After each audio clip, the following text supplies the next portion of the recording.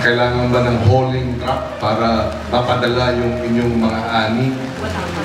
Pero kailangan ba ninyo? Siyempre, sir. Okay, so yun din, no, idadaan natin sa DA, i-endorso ng ating gobernador at ako mismo ang personal na kakausap ni Secretary para dun sa mga equipment at na hinihingi ninyo. Pero yes.